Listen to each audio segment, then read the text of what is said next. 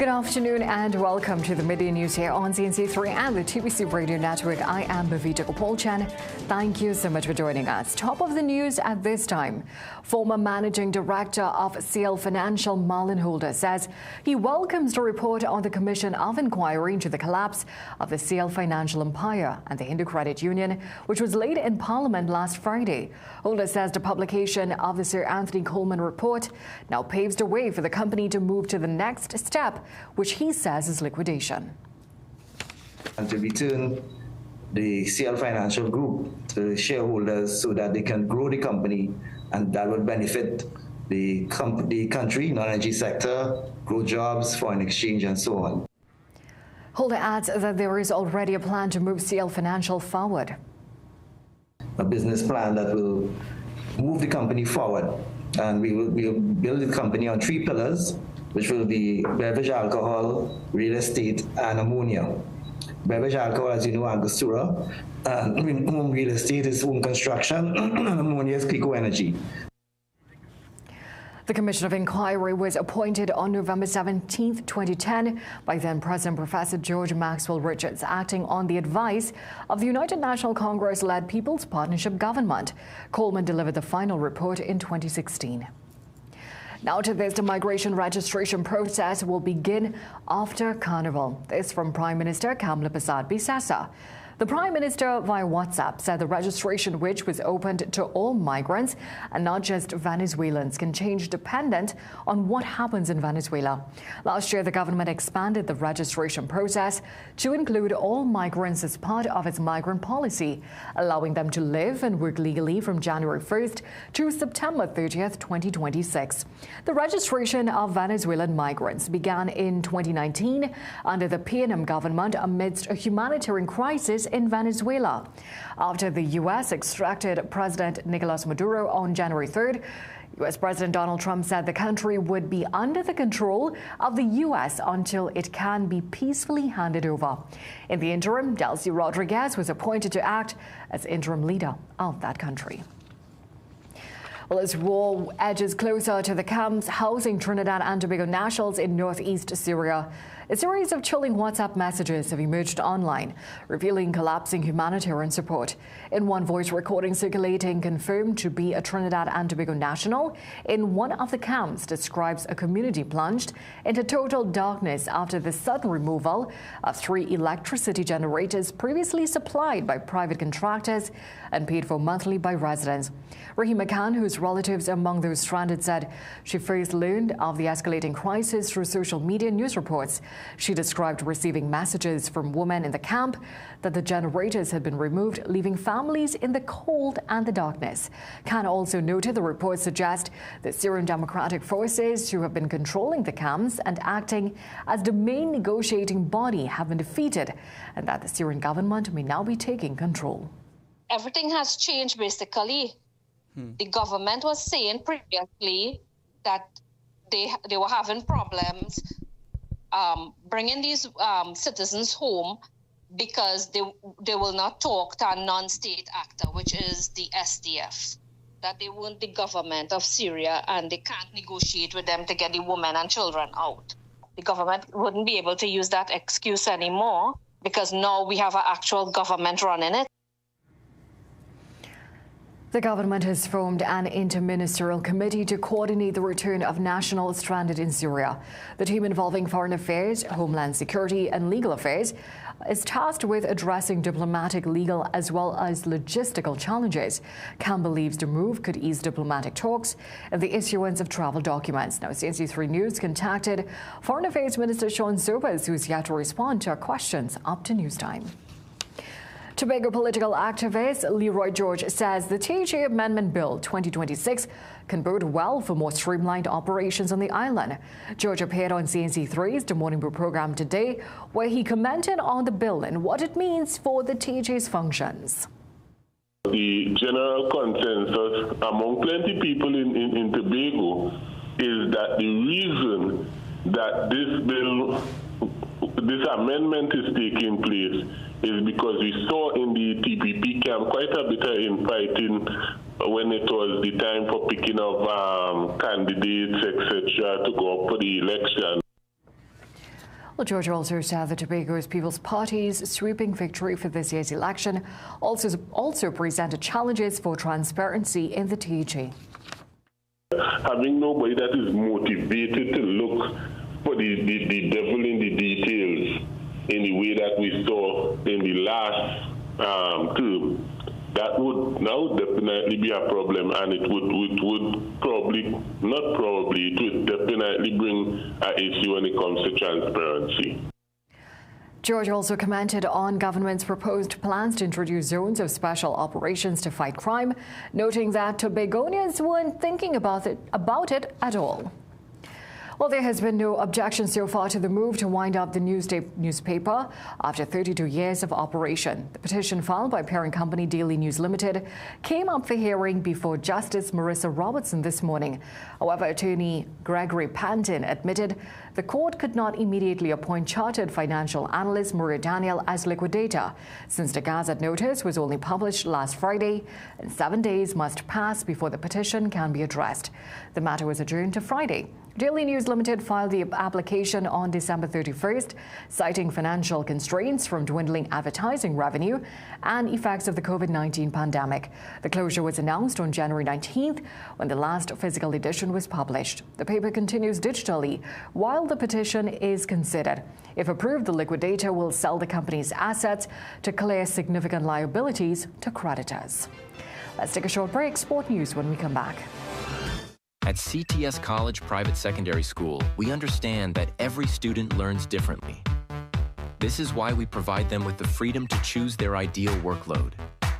With full-time and part-time classes delivered face-to-face and online, and dedicated teachers to help them reach their academic goals. We also provide regular updates to students and parents. Plus, we have affordable rates and flexible payment terms. Enroll today at CTS College. Things don't always go as expected. Be ready with Trinri for auto, home, business and group life. Call us at 800-TRIN or visit trinri.com today. Huge insurance premium. Pay your premiums bit by bit with FlexiPay from Trinri. For more manageable auto, home and commercial insurance payments, call us at 800-TRIN or visit trinri.com today. Trinri, premier insurance coverage for less. PRW, the People's Company.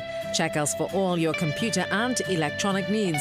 Get a laptop, printer, bag combo, only $2,650. Samsung A9 tablet, $1,199. 85-inch Samsung TV, $9,999. Need a printer? We've got it. Get a PS5 console from $5,300. Get an 8-channel security combo for $3,000. Call PRW today. Struggling with blood sugar swings, high blood pressure, or stiff joints? Take control with Aja Nutrition's powerful wellness trio. Berberine Plus supports healthy blood sugar. Blood pressure support helps keep your pressure in check. And Joint Aid keeps your joints moving so you can stay active every day. Don't wait. Choose Aja Nutrition for trusted, effective solutions. Available at Pennywise and leading pharmacies nationwide. Feel better, move better, live better with Aja Nutrition.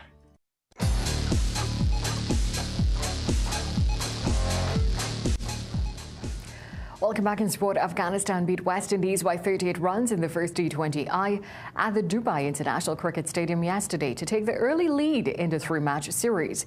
Ian Wayson has details of how the opener unfolded. Afghanistan must have thought their decision to bat first was ill-advised when they found themselves at 19 for 2, but then a partnership that rewrote the history books. Opener Ibrahim Zadran hit 8 fours and 3 sixes in his unbeaten 87, and Darwish Razuli scored an 84 that included 8 fours and 2 sixes. Together, their third-wicket collaboration was worth 162 runs, the highest they scored against West Indies. It narrowly missed the record 163 scored between Shea Hope and Ruston Chase back in 2019, as Afghanistan closed on 181 for 3, as Razuli was dismissed with the last ball. West Indies top order looked like it was built on sand as they lost both openers, skipper Brandon King and Evan Lewis, for 4 each. It took a fighting and fluent 27 from Johnson Charles to offer a fight back for West Indies. But when he was out with a score on 42, the wheels fell off. The wickets of Shimron Hetmaya and Amir Jangu pushed the Caribbean team in a corner with a score on 50 for 5. West Indies, like another collection of scattered people, turned to Sampson, debutant Quinton Sampson, who finished with a well-played top score of 30. He and Matthew Ford scored in a 45-run partnership, Sampson hitting 2 fours and 2 sixes, before he was out with a score on 95 for the loss of 6 wickets.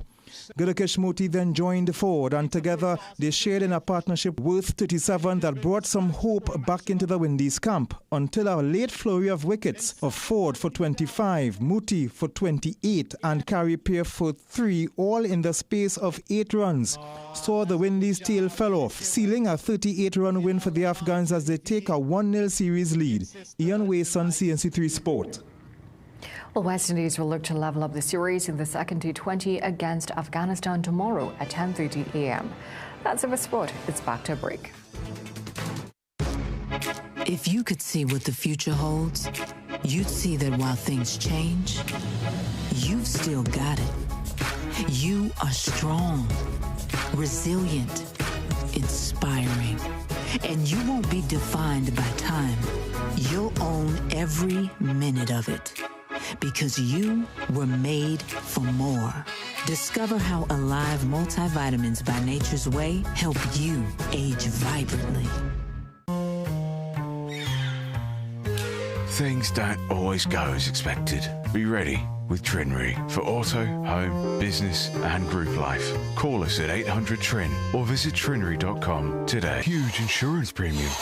Pay your premiums bit by bit with FlexiPay from Trinri. For more manageable auto, home and commercial insurance payments, call us at 800 Trin or visit trinri.com today.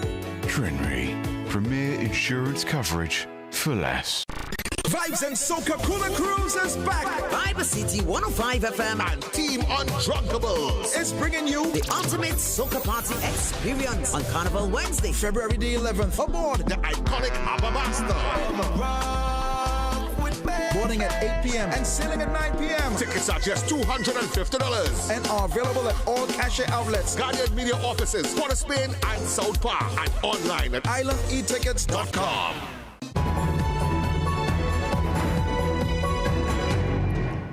St. Vincent and the Grenadines has been approached by the United States government to accept refugees and migrants from third countries. Well, Deputy Prime Minister and Minister responsible for national security, Sinclair Laycock, explains because OACS nations allow for the free movement of people, the islands must coordinate a collective regional response rather than acting individually. Opposition leader Ralph Gonsalves confirms that his administration engaged with the United States government regarding the proposal. He warns that introducing even a smaller number of foreign deportees could have catastrophic effects on small island nations, and that out of a dozen deportees, even 4 or 5 vagabonds could connect with local criminal enterprises and become professors of crime. Well, it's now time for the weather forecast. And for a look at today's weather forecast, today is expected to be mostly sunny and hazy with a few partly cloudy spells and brief isolated showers. There is a mild concentration of Sahara dust in the atmosphere, so sensitive groups are advised to take the necessary precautions. Seas are moderate with waves reaching 2.5 meters in open waters and near 1 meter in sheltered areas. The forecast high is 31 degrees Celsius in Trinidad and 30 degrees Celsius in Tobago. Well, thank you so much for joining us for a look at the day's developments so far. We'll have these stories and so much more coming up for you in our major newscast at 7 p.m. today. Until then, have a great day.